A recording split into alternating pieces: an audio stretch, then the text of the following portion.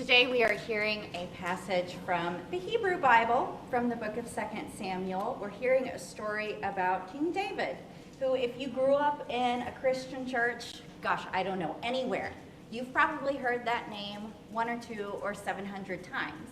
Now, he's the same guy who, with the slingshot, took down the giant, that's the legend, then became the king of Israel for some 40 years at the ripe old age of 30, and just is a renowned, revered character in Scripture. So we're hearing a little snapshot of his story today. And as we hear these words, may we find that they move us, and they help us to grow, and they help us to find something that rings true in our lives too.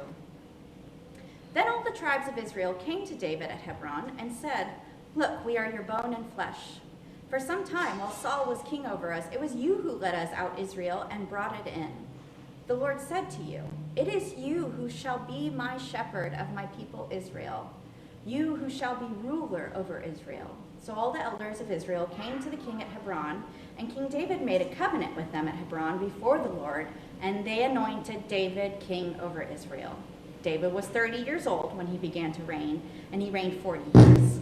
At Hebron, he reigned over Judah 7 years and 6 months, and at Jerusalem, he reigned over all Israel and Judah 33 years. Now, the next little section is left out of the lectionary, but we're going to keep it in, and it's left out because it's really weird, but we're going to leave it in here.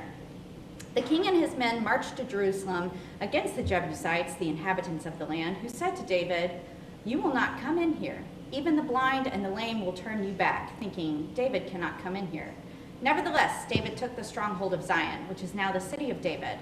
David had said on that day, 'Whoever would strike down the Jebusites, let him get up the water shaft to attack the lame and the blind, those whom David hates.'" Kind of see why they left that out here. This is the praising David, singing his praises, and then he's not the greatest, even in this passage. Okay. "Therefore it is said, the blind and the lame shall not come into this house." David occupied the stronghold and named it the city of David. David built the city all around for the Millo inward, and David became greater and greater, for the Lord, the God of hosts, was with him.